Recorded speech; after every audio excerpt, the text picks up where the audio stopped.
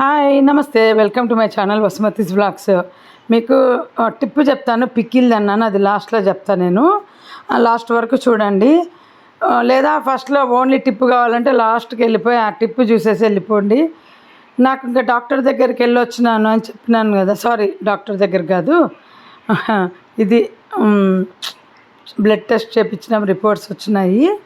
ఏం చెప్పినారంటే షుగరు ఏం లేదు, నార్మల్ 2 ఏళ్ళుగా ఎట్లా ఉందో బార్డర్లో అట్లే ఉందన్నారు. 104 అది బార్డర్ అంటే నాకు తెలీదు, కానీ షుగర్ కొంచెం తక్కువ తినమను అని చెప్పినాడు డాక్టరు.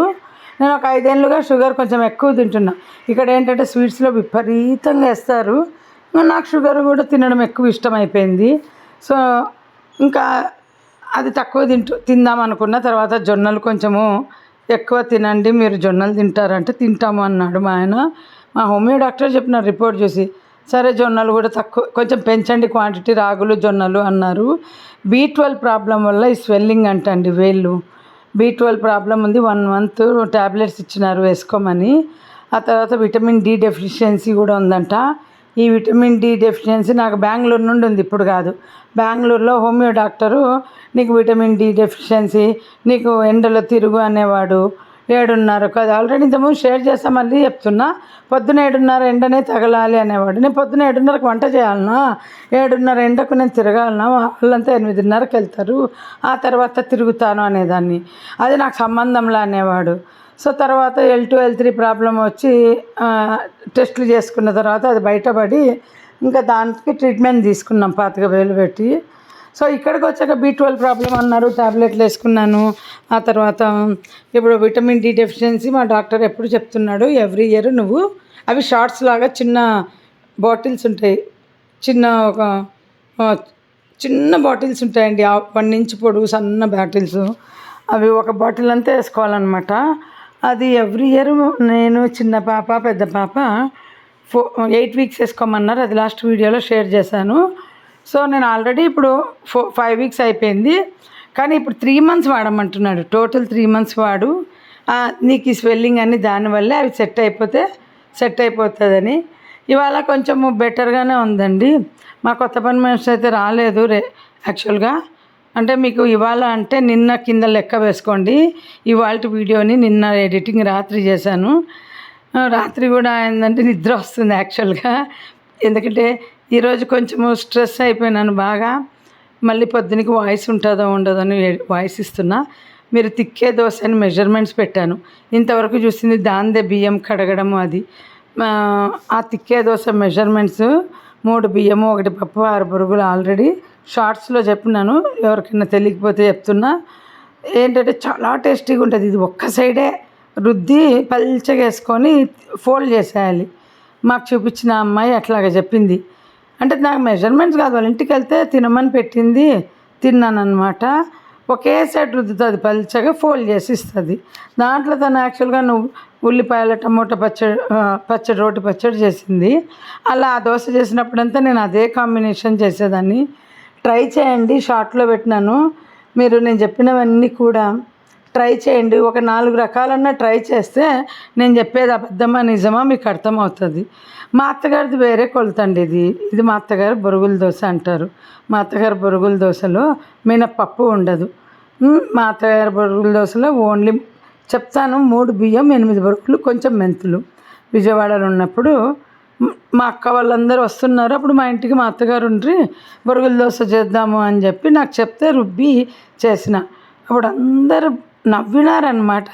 అంటే బొరుగుల దోశ ఏందని అప్పట్లో మా వాళ్ళకి ఎవరికి తెలీదు. బొరుగుల దోశ అని పెట్టినారు. అంటే మా అత్తగారు లావు వస్తారనమాట, ఊతప్పంలాగా. బొరుగుల దోశ అని పెట్టినారని నవ్వుకున్నారు. ఇంకా కొత్తగా పెళ్ళైన వాళ్ళు నట్టే కదా నవ్వుకునేది ఏదన్నా. నాకు తర్వాత దాని కాన్సెప్ట్ ఏమర్థమైందంటే 3 బియ్యం 8 బొరుగులండి, కొలత డిఫరెంట్గా ఉంది కదా. నేను అదే పోసుకునేదాన్ని. ఈ పాప ఇది చెప్పినప్పటి నుండి ఇది వేసుకుంటున్నాను. గ్రైండర్లో బొరుగులు తొందరగా మెదగవండి, వీలైతే మిక్సీలో వేసుకోండి, బాగా మెత్తగా అవుతుంది. లేదా ఫస్ట్ గ్రైండర్లో బొరుగులు తిరిగిన తర్వాత పప్పు బియ్యం వేసుకోండి. దీన్ని నేను ఏం చెప్తున్నాను, మా అత్తగారు చేసిన బొరుగుల దోశ ఈరోజు రుబ్బితే రేపు పొద్దునకి బాగుండేది కాదు. నెక్స్ట్ డే చేసుకుంటే తీపి వస్తుందండి, చాలా స్వీట్నెస్ వస్తుంది. వ్లాగ్లో కానీ షార్ట్లో కానీ ఎప్పుడో ఒకసారి చూపిస్తా, ఇప్పుడు కాదు. ఎందుకంటే మినపప్పు లేకుండా చేసుకోవడం బాగుంటుంది టేస్టీ. కానీ ఈరోజు రుబ్బితే రేపు టేస్ట్ రాదు, అది గుర్తుపెట్టుకొని ఫ్రిడ్జ్లో పెట్టి నెక్స్ట్ డే వేసుకునేదాన్ని అనమాట. ఇంకా డాక్టర్ది చెప్తున్నా కదా, డాక్టర్ చూడండి ఇప్పుడు B12 ఇవన్నీ నేను బలవంతంగా అడిగి టెస్టులు చేయించుకున్నాను, లేకపోతే ఎలా తెలుస్తుందండి. ఇంకా తర్వాత మా పక్కింట్లో అబ్బాయితో ఏదో చిన్నపిల్లోళ్ళే మాట్లాడుతూ అంటే ఆంటీ ఇది నువ్వు షుగరు తినకూడదు అంటున్నావు, మాకు డాక్టర్ చెప్పిన రాత్రి 8 తర్వాత తినకూడదు ఆంటీ, ఇన్సులిన్ పెరుగుతుందంట, ఎప్పుడైనా రాత్రి 8 లోపల తినాలంట అని ఫస్ట్ టైం వింటున్నా. ఇది నాకు తెలీదు, మీకు చెప్తున్నా, విన్నాను కనుక.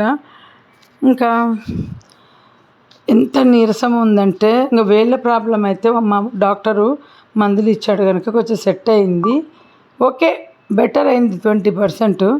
ఇది మీకు చూపిస్తున్నా చూడండి, షార్ట్లో పెట్టిన అల్లం పేస్టు, తర్వాత ఈ గ్రీన్ పీస్, ఇదంతా కూడా మా సొసైటీ వాళ్ళ కోసము వీడియో షూట్ చేసిన, ఆ వాయిస్ అలాగే పెడతా చూడండి. అయితే आराम से जब चाहिए तब सब्जी में डाल सकते. मैं देखो मैंने ऐसा चिल्ली पेस्ट भी बना के ऐसा मोल्ड्स में क्यूब्स में बना के फिर बाद में टपरवेयर में स्टोर करती हूँ.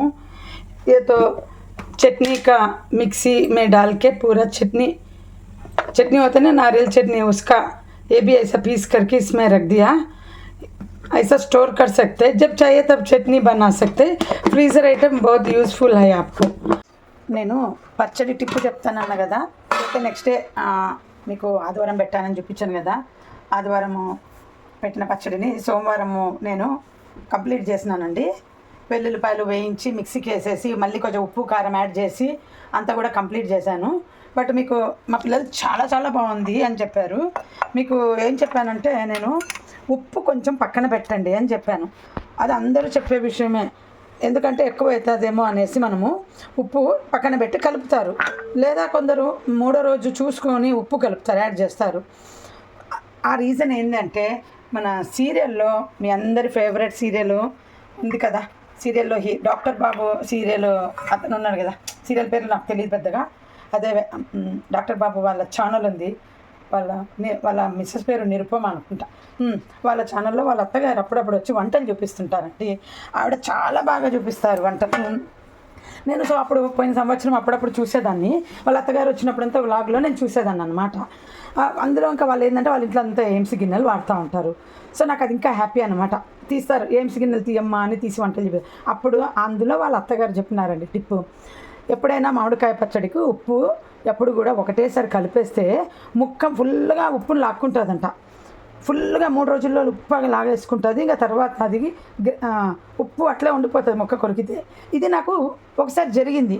ఇక్కడ ఏమైందంటే గ్రేవీ టేస్టీగా ఉంది, కానీ ముక్క కొరికితే ఉప్పు కషం, నాకు తెలియలేదు అది. సో నేనేమనుకునేదాన్ని అంటే నాకు అర్థమయ్యేది కాదు, నేను అబ్జర్వ్ చేసేదాన్ని అర్థమయ్యేది కాదు. సో అప్పుడు నాకు ఆ టిప్పు విన్న తర్వాత ఆ థాటు వచ్చింది, ఆహా అందుకేనా నాకు అలా జరిగింది అని. తను ఒకటే చెప్పారు, అదే ఉప్పు అంతా లాగేసుకుంటుంది ముక్కకు, ఫస్ట్లో ఎక్కువ వేసేయకండి, కొంచెం పక్కన పెట్టుకొని మళ్ళీ వేసుకోండి అని. అందుకు నేను మీకు ఇంత వివరంగా చెప్పాను. సో నాకు అలా ఎవరైనా నేర్పించినవి కూడా నేను నేర్చుకొని ఫాలో అవుతుంటా. ఇంకోసారి మా పాప ఉదయభాను సీరియల్లో యాంకర్ ఉదయభాను గారి ఛానల్లో మామిడికాయ పచ్చడి చూపిస్తే మా పాప బాగా కూర్చొని ఎగ్జైట్గా చూసిందండి. అందులో పల్లి నూనె వేసినారు. మా పాప నన్ను రిక్వెస్ట్ చేసి, అమ్మ బాగుంది పల్లి నూనె వెయ్యి, నువ్వు నువ్వుల నూనె వేస్తావు కదా అంటే పల్లి నూనె వేసా. ఆ సంవత్సరం మాకు నచ్చలేదు పచ్చడి, ఎందుకంటే మాకు పల్లి నూనె అలవాట్లే, మాకు నువ్వుల నూనె అలవాటు. చాలా బాగా చూపించారు ఉదయభాను, అసలు ఎంత టాలెంటెడో పచ్చళ్ళు పెట్టడంలో, నిజంగా అందరికీ తనే పెట్టిస్తానని. సో అలా ఎవరైనా చూసిన టిప్స్ మేము కూడా నేర్చుకుంటాము.